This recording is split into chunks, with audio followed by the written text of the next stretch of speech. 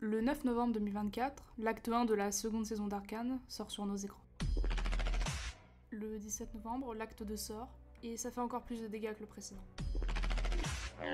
Le 23 novembre, l'acte 3, celui-là, au moment où j'en parle, c'est pas encore sorti. Mais il y a une question que je me pose beaucoup depuis la fin de l'acte 2, c'est est-ce qu'on mérite une fin heureuse? Si vous avez vu ma première vidéo sur Arcane, vous savez déjà en premier lieu à quel point c'est une œuvre qui me fascine par sa narration et sa mise en scène, et j'étais convaincue à la fin de la saison 1 que la seconde et dernière saison d'Arcane sera tout autant incroyable, voire plus. Alors que les relations étaient déjà complexes dans la saison 1, la saison 2, on arrive à un autre level, au point où même les morts de la précédente saison impactent encore les spectateurs et bon surtout les personnages en soi.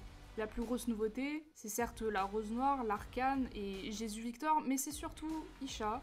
Et on parlera pas de si oui ou non c'est un personnage de League of Legends parce que je n'ai pas assez de connaissances du lore du feu. Isha, c'est définitivement à mes yeux l'élément de toute la série, saison compris, le plus bouleversant qu'on ait vu. Il y a bien sûr Vander, ce combat, Jésus qui se fait tabasser par Jace. Bien évidemment qu'il y a 10 milliards de choses fascinantes dans cette saison d'Arcane. Mais je pense que maintenant certains ont l'habitude de mes vidéos, il y a toujours quelque chose qui me fascine beaucoup plus que le reste. Et ce quelque chose, ou plutôt ce quelqu'un, c'est Isha, ou du moins ce qu'elle représente. La première apparition d'Isha, c'est dans l'épisode 2, où elle croise par hasard Jinx, et à partir de ce moment-là, les deux ne vont plus vraiment se quitter. La première scène entre les deux paraît plus ou moins normale, mais ce petit... prend toute autre signification à la fin de l'acte 2. La première fois que Jinx fait ce... Isha a clairement peur. La seconde fois, elle est complètement nonchalante, et puis la troisième fois...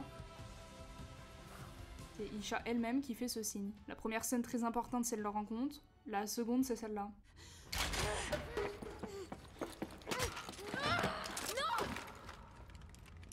Cette scène, c'est sûrement, après ça reste que mon avis, une façon de nous prévenir de la fin de l'acte 2.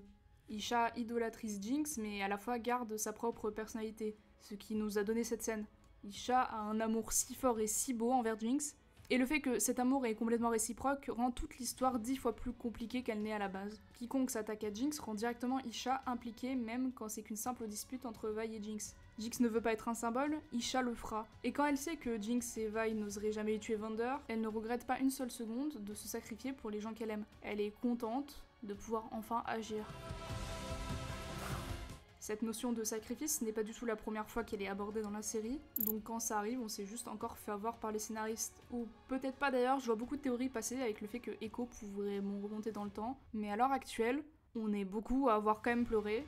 Dans ma première vidéo, je parlais déjà du fait qu'on s'est fait avoir par notre inconscient, pensant tous que certains personnages étaient protégés par le scénario.